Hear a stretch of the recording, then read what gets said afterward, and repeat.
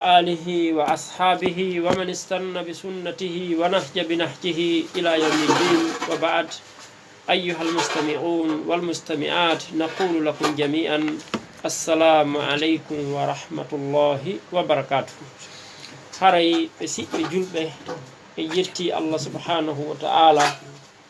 أودو تغدن ودي إن جلبة هاي نو أندر النوم e jumaare be hiɗen mari oɗo émission Tamata FM 92.6 o wonɗo koloma ɗo. haray hannde kadi en hewti ka radio meɗen ɗo waɗaɗo barki. hiɗen andi ko wonen en ka technique to ko bandirawo men on Zeynab Diallo jibinande maali. haray toujours hiɗen wondi ɗo hannde karmako e meɗen tedduɓe Cheikh Yahya Bari duɗoɓe jame imar ɗo. ɓawa ɗum kadi ɓe seeni al misre al arabiya ko woni Égypte ɓe duɗɗori toon kadi haray ɓe hiɓe ka master fewno ɗo en toriki Allah yo Allah newnanɓe ɓe lannaɓe hetta doctorat maɓɓe on. Amin. haray hannde ko kamɓe woni invité ɓe men ɓen ɗo inchallah. haray hiɓe yoɓani en ɗo kadi mawdu hittuɗo yowodirɗe ko wiyete ulumul hadis, andugol ngal ɗo gandal hadis. en andi ngal ɗo gandal hadis ko ngal ɗo gandal sendidiranta goɗɗo ko selli e ko nawni, ko loyi e ko selli, ko ngal ɗo sendidirta ɗum. ɗen andi ko alkitabu wa sunna. sunna on ɗum andi ko wahayayni, ko wahayuji ɗiɗi, ko alqur'an arnen e sunna on. hara ɓe yeyta en koko yowdiri e oɗo sunna. haray ko wona noon kadi heɗi wondi ga e ɓeɗo ɓe siɓɓe meɗe wakkiliɓe tokoraɓe Cheikh Mouhamed Julde Diallo e Bagnam technologie. haray heɗe wondi ga kadi e siɓɓe meɗen toujours e Cheikh Chérif Diallo. haray ɓeɗo kadi ko wakkiliɓe uddituɓe duɗal ko ɗum woni sonfoniyaɓe jannande en ɗon fayɓe ɓe wadde ɗon da'wa molanaɗo. haray hiɗen accira Cheikh Yahya yewtere nden hiɗen wiyanaɓe tafaddal mashkoura. assalamu aleykum wa rahmatullahi wa barakatuh. وعليكم السلام ورحمة الله وبركاته. والحمد لله رب العالمين وأصلي وأسلم على من بعث رحمة للعالمين وعلى آله وأصحابه ومن تبعهم بإحسان إلى يوم الدين. ثم ما بعد وأحيي الجميع بتحية الإسلام قائلا لكم السلام عليكم ورحمة الله وبركاته. ثم أحمد الله تعالى الذي يسر هذا اللقاء، فأسأله أن يجعله لقاء مباركا نافعا. haray musidɓe an julɓe, mi salmini on nokku kala ko wontirɗon. ɗon mbiyana on assalamu aleykum wa rahmatullahi wa barakatuh. haray ko adi kon fo mi weltanike ɓe musidɓe meɗen ɓe mi tawi ɗo Cheikh Mouhamed Julde Cheikh Mouhamed Julde kay fayin tokoraɓen. aray lam weltani ɓe fota, weltani ɓe nam yiwɓe nde feere ɗo yo sifa o émission ɗo yo waɗe ka radio maɓɓe.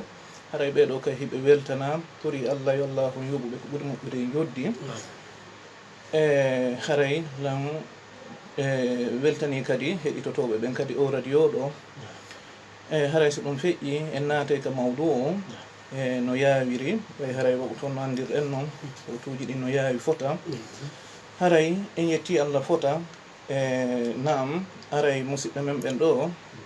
kam mukaddima ɓe ɓanginiɗo ko hitti. naam aray no andirɗen ɗon gandal hadith ngal no ɓe holliri noon ngal gandal ɗo feere ala ko ma on tigi andino ngal ɗo. en aray andugol ɗum ɗon joni wano hande so en daari ko wona e janngede kon en taway mbuyi hino wakkili hino janngude. kono si wiyama gandal hadith ko tawata kon aramɓe ɓen ko ɗum ɗo kipuno, ko ngal gandal ɗo kipuno ɓe sendali ngal ɗo few e deftere Allah nden. sen wi hande ilmul hadith haray ɗum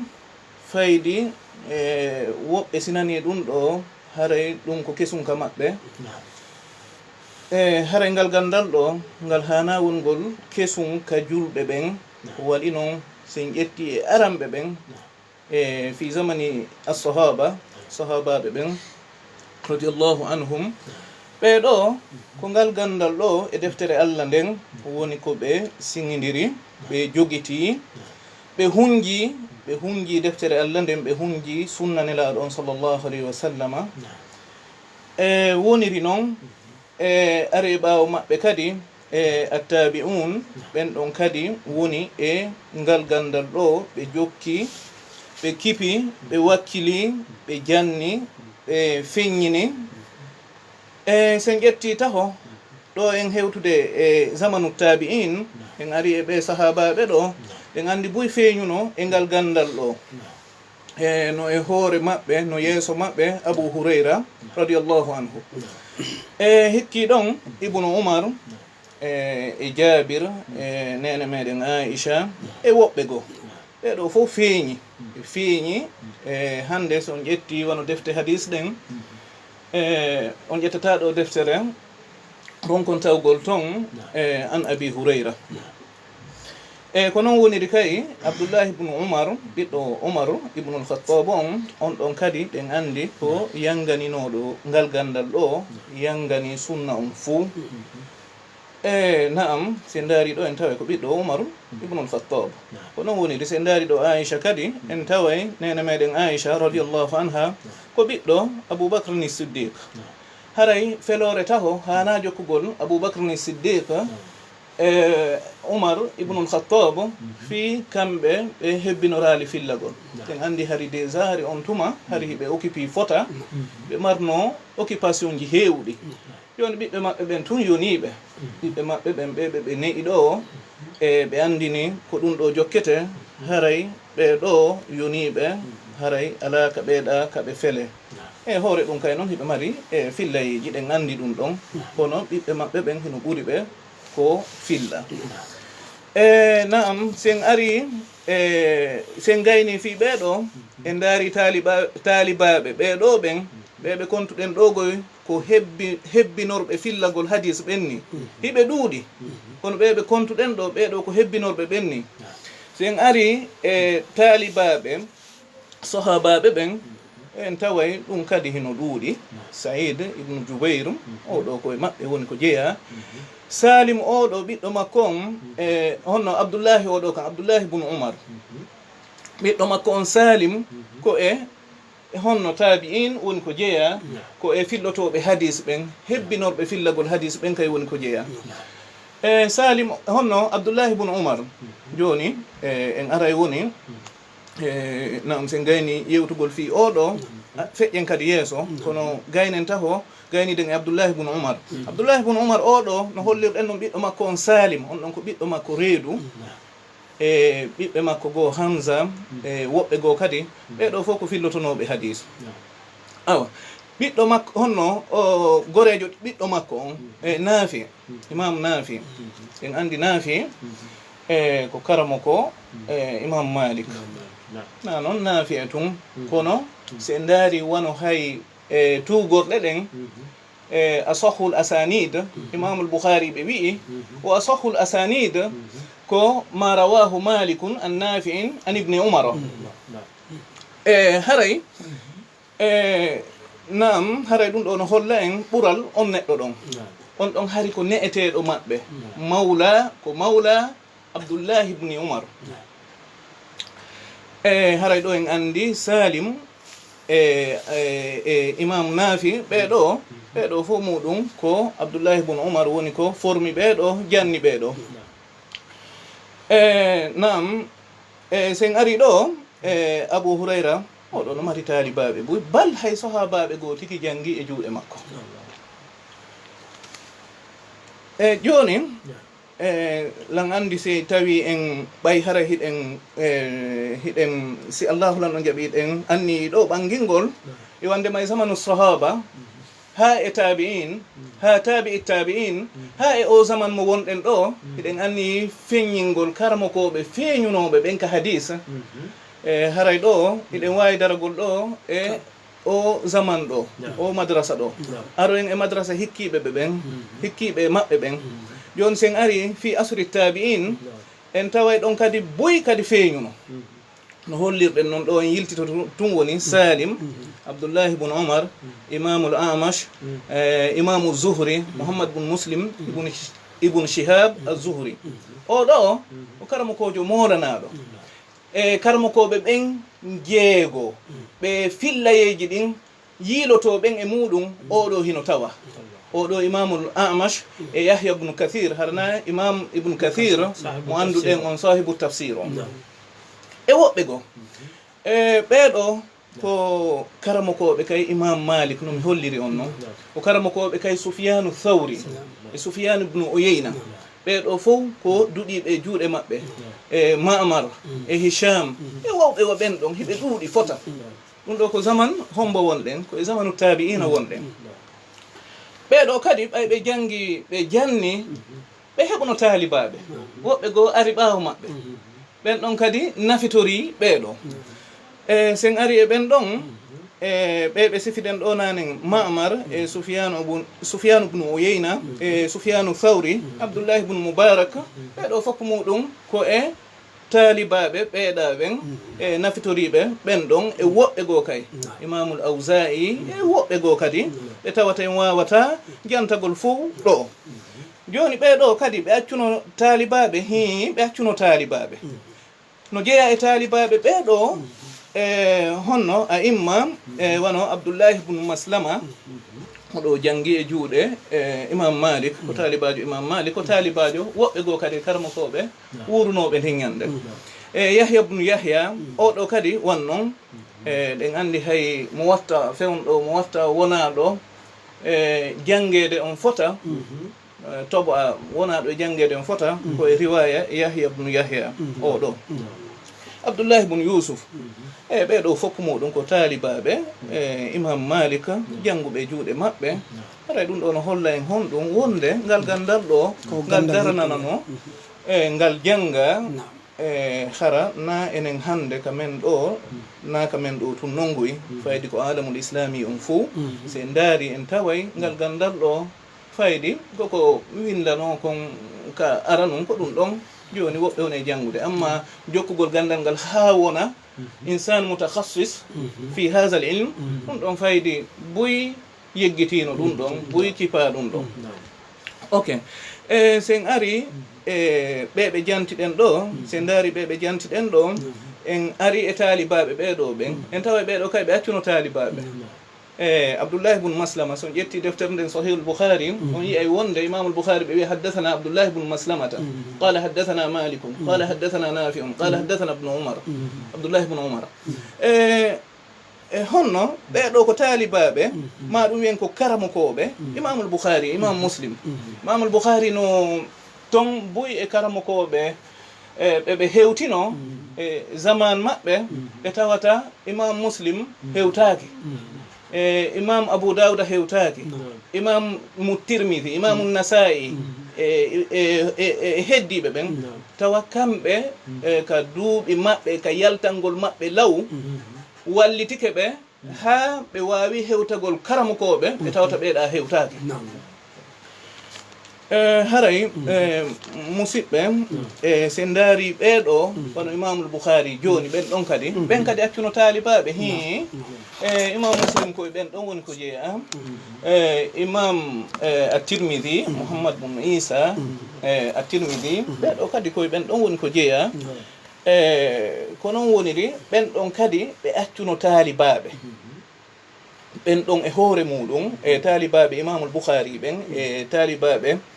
ɗo no woodi taw mo en jantaki fi muɗum imamu ahmad bun hanbal ishaq ibn rahoya en andi hay nde deftere ɗo sahih boukhari no andirɗen noon piiji boyi hino waɗe moƴƴereji taw ko woɓɓe goo woni ko findinta e majji ko woɓɓe woni ko hollata fi majji lerɗina fi majji ishaq ñande goo no andirɗen noon imamul boukhari hari ɓe jonde nde ishaq ibn rahoya jannata e muɗum ishaq ibn rahoya ɓe findini ɗon e fiyake fi moɓugol as-sahih al-mujarrad harana yen fontuɗo deftere tawen toon sahih wa da'if ko wayta tawa ɗum ɗon tawi karmokoɓe aranɓe ɓen no andirɗen noon sen daari ka defte hadis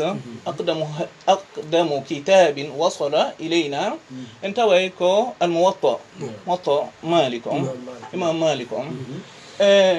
joni nden deftere ɗon sen daari nder ton en taway na sahihul mujarrad wonto na ko selli kon tum bal hino ton almarasil e balaghat e piiji boy hino nder ton joni noon ɓeeɗa karmakoɓe ɓay ɓe feññini ɓe findini ɓe lerɗini e moɓugol ko selli kon tun imamul boukhari tawi ɓe nden jonde ɗon ɓe anniyi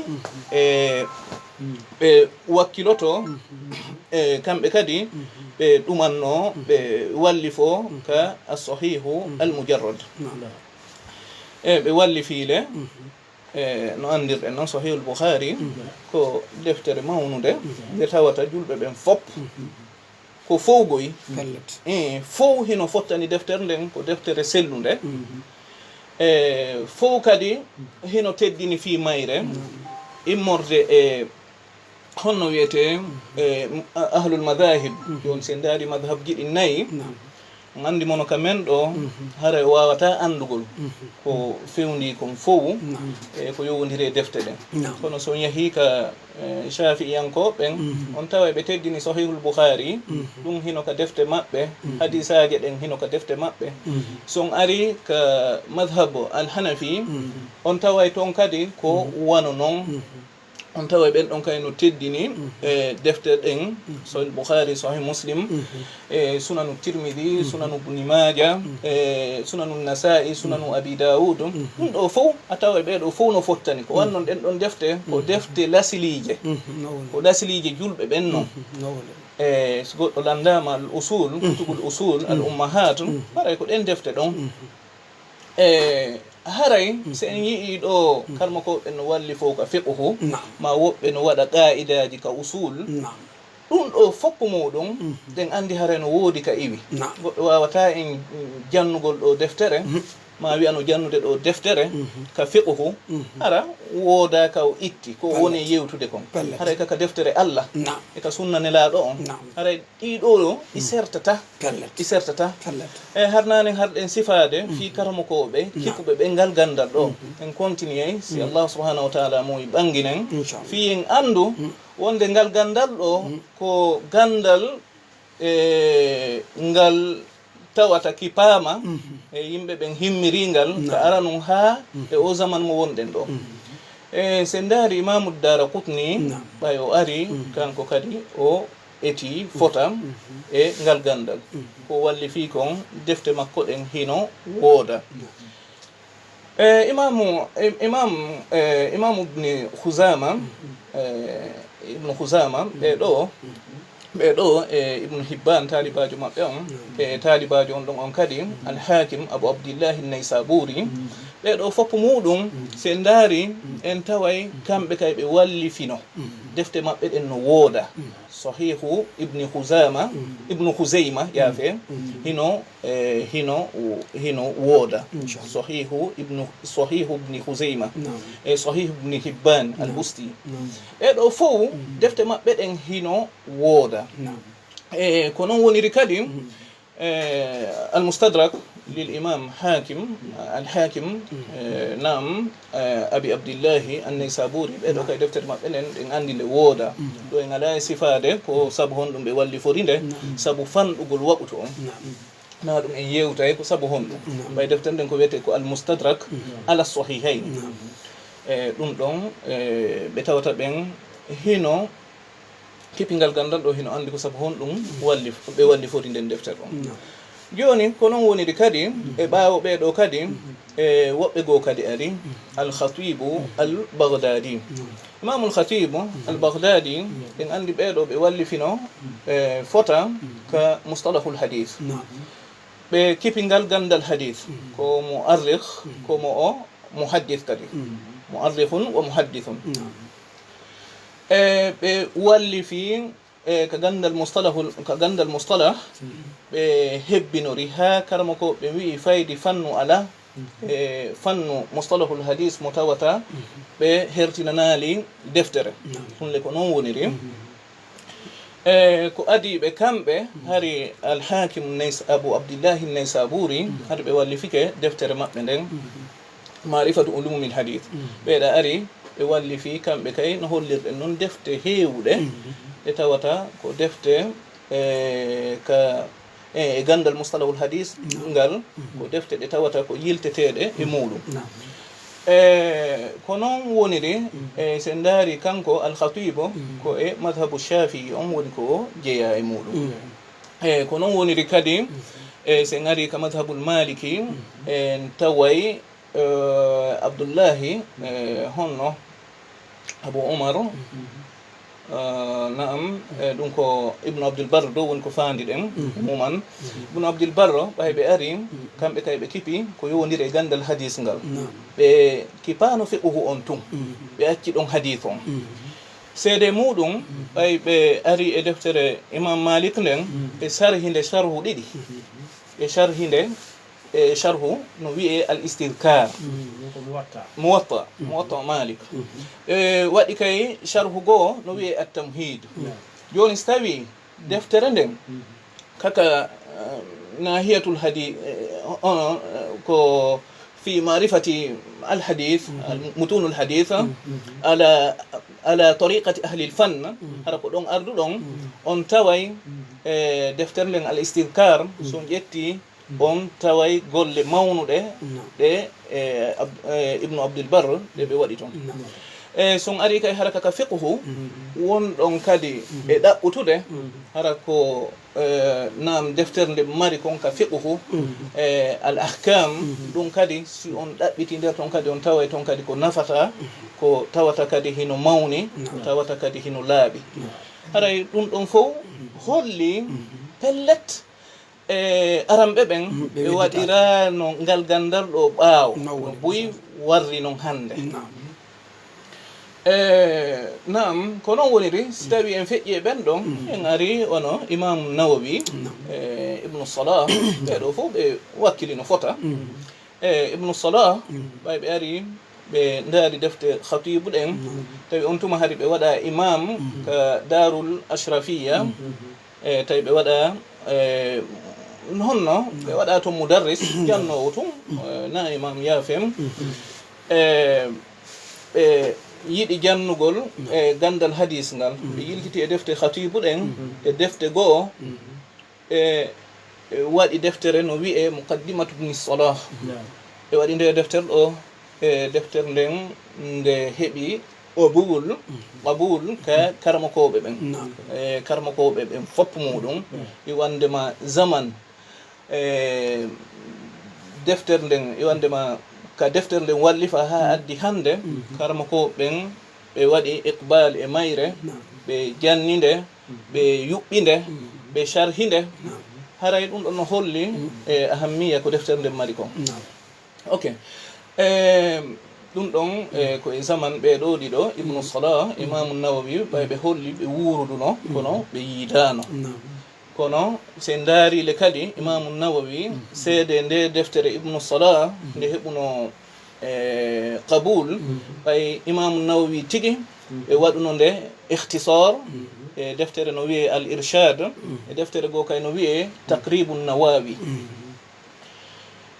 ɓe waɗi irshad tawi irshad no towi seeɗa ɓe waɗi taqribu nawawi taqribu nawawi ɗe gandi imamu suyuti no waɗi nde sharha ka tadribu rawi haray no hollirɗen noon gandal ngal ka ara noon hari ko gandal gootal hari ɗon ha mustalahul hadisu on no hollirɗen noon heddi sakkitiɓe ɓen ɓe waɗi mustalahul hadisu on feere fii e newinalngol janngowo gandal ngal hara o jannga e ɗum ɗa hara si o aroyi ka mutunul hadis hara o heɓata iskal hunde ɓeɓe kontuɗen ɓeɓe jantiɗen ɗo nanen e zaman maɓɓe ɓaawo maɓɓe seeɗa woɓɓe goo kadi ari e zaman cheikh l'islam ibn taymiya ɓeɗo kadi e zaman maɓɓe ɗon anndi hari goɗɗo gon ɗon karamokojo mawɗo wiye yusuf al mizzi waɗɗo deftere tahdibul kamal fi asma'i rijal anndi o wanno deftere mawnude deftere nde na kanko tigi woni ko fuɗɗinde ko alhafid almaqdisi woni ko wanno deftere nden kono on ɗon o ronkilannitagol o hawrali e ko e fandunede moƴƴa ɓiɓɓe makko ɓen kay eti ronki kono oɗa ari Jamaluddin al-Mizzi ɓe ari ɓe waɗi nde deftere tahdhibul kamal ɓe ɓeyditi toon piiji ko tawata karmo ko ojo hadisa wawata wongol e ɓaawo muɗum ko yowodiri e ma yata'allaqu bi rijalil hadis worɓe hadis on ɓay ɓe waɗi nden deftere ɗon tawi kamɓe kadi ɓe mari talibaɓe no jeeya e maɓɓe Ibnu Kathir Ismail Ibnu Kathir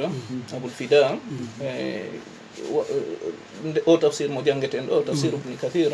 on ɗon ko wonno hafiz Ibnu Kathir ko karmakojo moɗanaɗo ka haditha ko alimum ko naqidun karmakojo moɗanaɗo ko raɓɓiɗi kon eno andirɗen noon ko mu'arrikhun kadi ko karmakojo kay ko yowdiri e tarikh o ko ni woniri ɗen andi Imamu Zahabi koye on asru ɗon kay wonno ko jeeya wano hafiz Ibnu Kathir o jangi e juuɗe Imamu Mizzi o jangi e juuɗe Imamu Zahabi sen daari ɓen ɗon on groupe ɗon ha hewti Cheikh l'Islam Ibn Taymiya ɓayɗen andi o jangi ɓe jangi kadi juuɗe ɓen ɗon kadi en taway ɓeɗo fof ɓe waɗano ngal gandal ɗo ɓaawo ɓe kipi goɗɗungo ɓe yondinori fiqhu on tun ma ɗum ɓe yondinori aqida on tun ma ɓe yondinori goɗɗungo tun haray ɗo noon na wastawi en wi'ay woni waɗɓe ɓen tahassus mum on ka fiqhu wonde hiɓe mari ella na ɗum wonɗen e ɗumannade ɗo ko ɓangingol tun ahammiya ma li hadha al ilm naam min al fawaid naam kare ko ɗum ɗon wonɗen e ɓanginde on jarama fota Oustaz haray mi weltani ko min jarni on fota yo Allah subhanahu wa taala on yoɓon ko ɓuuri moƴƴude joddi haray tigui tigui on fewtiniɗo haqqille ɗen e ngal ɗo gandal ngal tawi ɓeɗo moƴƴuɓe feƴƴuɓe few fof maɓɓe ɓe welsinanoki e ngal ɗo haray mi weltaniki on fota yo Allahu on newnan en enen kadi hara en welsidaki e ngal ɗo o newnana en ɗum kadi ka gueɗal ɓe meɗen e wonɓe artude ɓawo ɓen inchallah tafaddal ya Oustaz barakallahu fikum haray fayin hiɗen jokka ɗo sarde ɓe karamokoɓe ɗo ko waɗi noon e yewtugol fi karamokoɓe ɓen wonande enen jangoɓe ɓen talibaɓe ɓen haray koko hitti koko welata en o wanno ko e maɓɓe woni ko ƴetteten piiji ɗin ko kamɓe woni darorgal men ngal awa harinane hiɗen e zaman Cheikh l'Islam Ibn Taymiya wondunoɓe maɓɓe Imamu Mizzi honno al-Hafiz Ibn Kathir Imamu Zahabi e woɓɓe goo kadi ɗen andi Imam Ibn Daqiq al-Ida Ibn Daqiq al-Ida oɗo kadi ɗen andi o wallifike hay Umdatul Ahkam ɓe wi'i kadi o wallifino deftere goo kadi ka hadith deftere nden nde yiitaka haray ɗum ɗon o holli ɓeɗo fof ɓe kipingal gandal ɗo aroy ɓaawo ɓeɗo karmokojo mawɗo no wi'e Ibn Hajar al-Asqalani thumma al-Misri fof no andi al-Hafiz Ibn Hajar ɓeɗo ko ɓe waɗi kon ka gandal kono andata ɗum ɗon ha ara ka maktaba ahlul hadith sa hewti ɗon aye ko Hafiz wallifi kon fa enen ɗo fayde ko anduɗen ko nukhbatul fikr Fathul Bari e ko waytatawa ɗum ɗon kono so on daari hawnaki kay hara ɗen andi kay tahdhibu tahdhibu ka deftere nde nde ɓe raɓɓinɗini e muɗum tahdhibul kamal nde deftere nde wino ɗen nanen ko Imamu Mizzi waɗi nde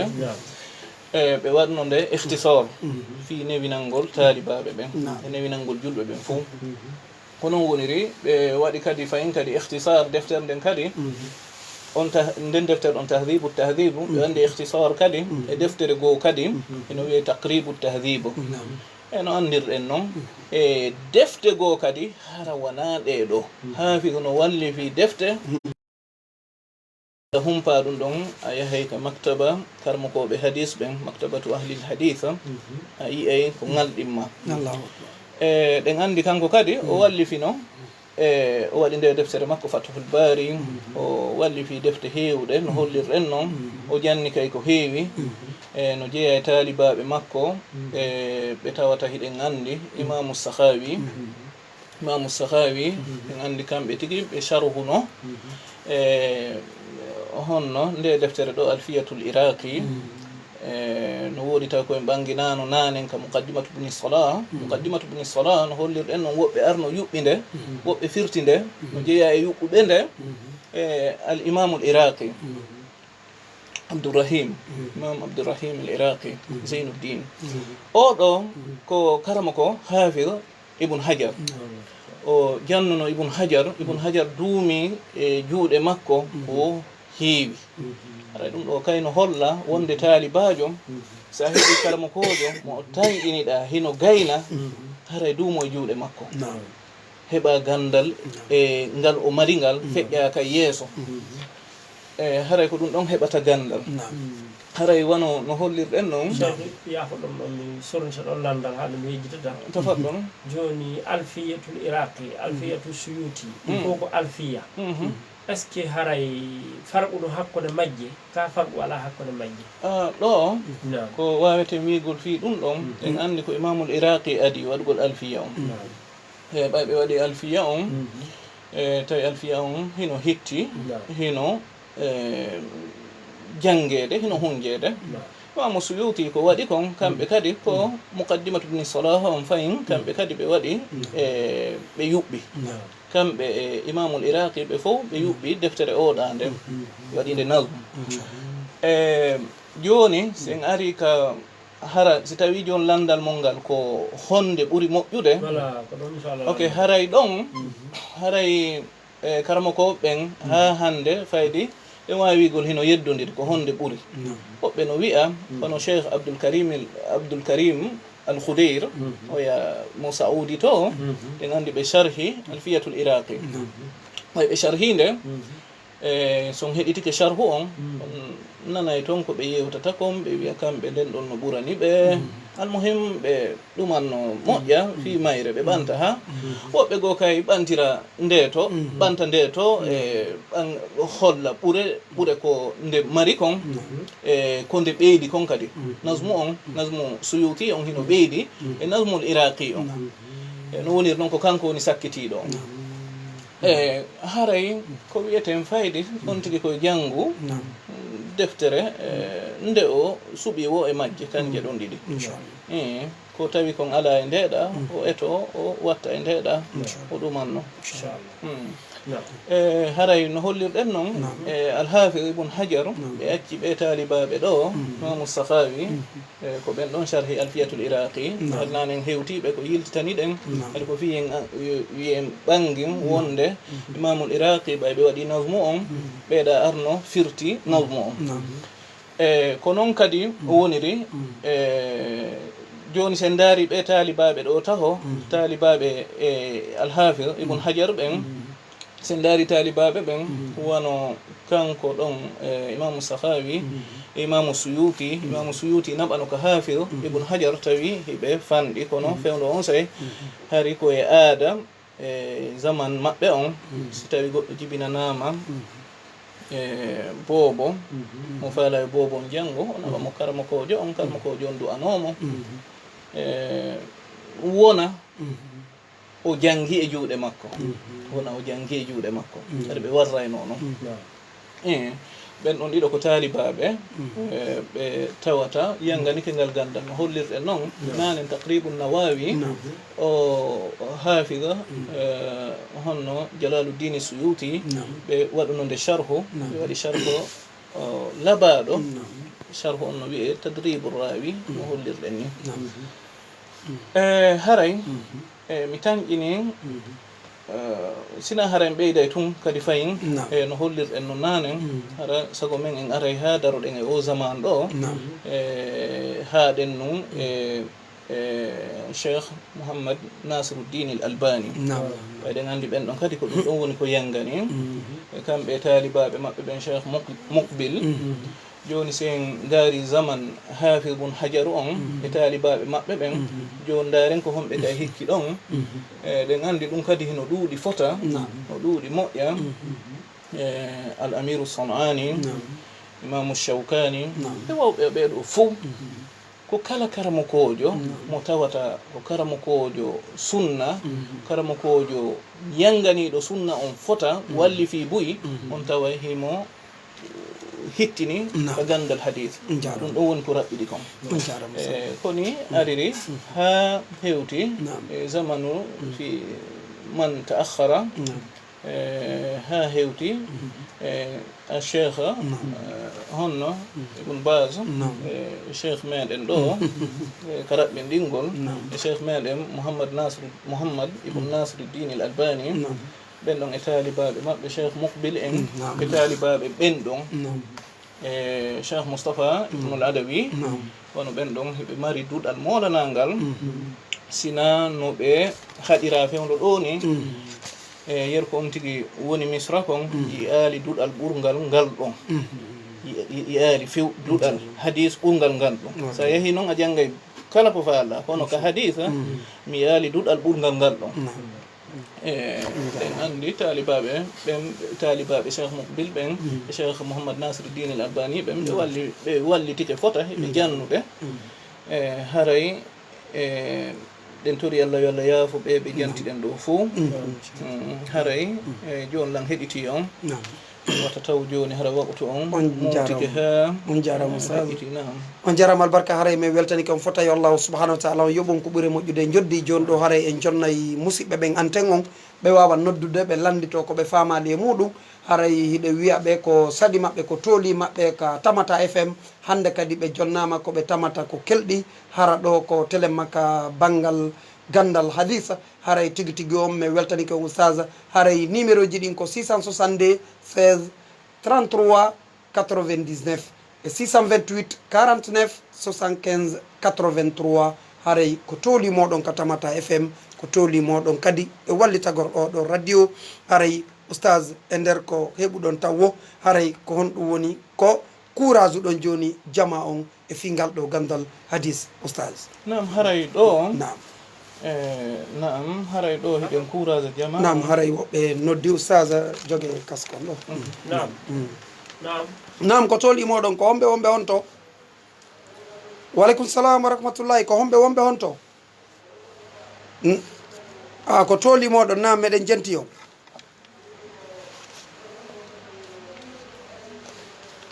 alhamdulillah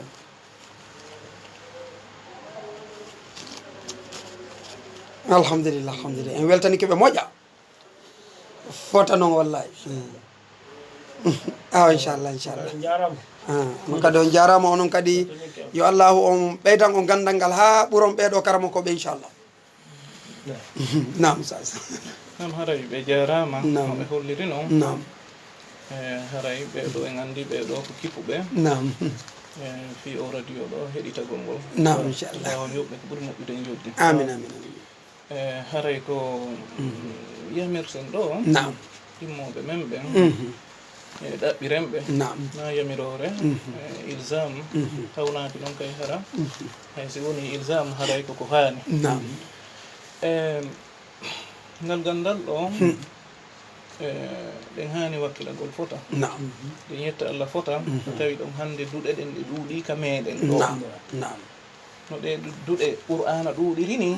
e to ɗen ha duɗe sunna ɗen kadi ɗuuɗira ni on jarama oustaz assalamu aleykum wa rahmatullah assalamu aleykum na ok nam ko tooli moɗon oustaz nam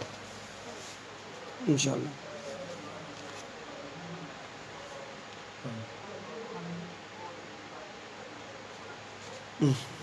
nam on nani koɓe makko oustaz tooli moɗon haray ɗo ha waɗo taho waɗali duɗal nam waɗi noon nani gol woni ko addi on tigi ɗo nam tigi no mari yeltitagol no gasa e nder lebbi nayi si Allah no muuyi ka on tigi artoya si artoyi on say en fo en waɗa e tartibe so tawi en tawi hen hatojine mum waɗo en kono haray waɗo o en waɗal tan inchallah haray ɗe weltaniɓe inchallah nam nam haray tigui tigui o musidɓe julɓe tedduɓe o weltanama on jarnama fota en nani koɓe maki ɗo kon assalamu aleykum wa rahmatullah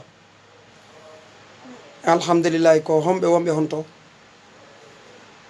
nam ko tolimoɗon cheikh nam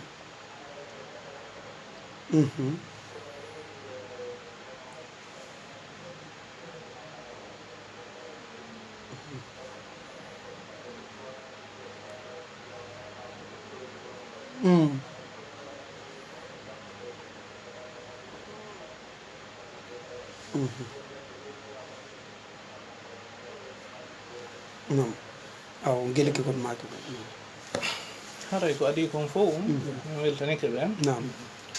haray hadisaje ɗen na ko tukkire karamokoɓe koye on tigui laaru toon ko nelaɗo sallllahu alayhi wa sallam faandi kon ɓanginana ɗum ɗon julɓe ɓe nam kono haray wigol on tigui joguitoto ɗon hadis e firo makko kanko déjà taw hiɗen haɗa taw yimɓe ɓen nde ɓe firanta hoore maɓɓe Allah waɗi ɗe hadisaji fof muɗum hiɗe firta on tigui si tawi falama andugol goɗɗum e muɗum yo yilto e konnguɗi karamokoɓe ɓen ɗum noon woni enen wonɓe e janngude ɓen woni ɓe sappiɗon enen wonɓe janngude ɓen karamokoɓe ɓen joni minen kanko men taalibaɓe on tigui wira noon kono haray ɗe mari ga karamokoɓe haray ɗen yamira fof o ya wowlu goɗɗum ka hadis ɗaɓɓuto yiya karamokoɓe aranɓe ɓen ko ɓen ɗo yewti kon yewta sifa ɗum ɗon sa yi aali haray ɗaccu ɗum ɗon ɗon jaram bon haray miɗo mari ɗon komi lanɗo nam awa yawneɓe maki o ko telen 3 minutes lotirɗe inchallah haray no woodi woɓɓe innoɓe nam hadis on satti ko ɗum ɓe doginirta yimɓe ɓe janngol hadis gandal hadis gandal hadis ɓeɗon no satti ko gonga gasi on jarama galdal dal ɗo no hetti hankin hallan wondi ɗon e karamokoɓe meɗen simanteri ɓe wi kamɓe tigui ko haɗi ɓe ɗumanno gandal hadis ɓe wawata mandi tagol hino satti fewno ko ɓe wonno saoudia mi inni ɓe mi daari tawi ko jannguɓe wawɓe faraid moƴƴe ɓe anda ɓe no wawi andile faraid kañi ɗum ɗon kadi hoya mi inni ɓe ko yowdiri e gandal kon foppo muɗum ko accutugol haqqille ɗen tawa hino yiɗi filli fillinno ko ɗum ɗo tum wawata e tabintingol gandal haɗa gandal sattugal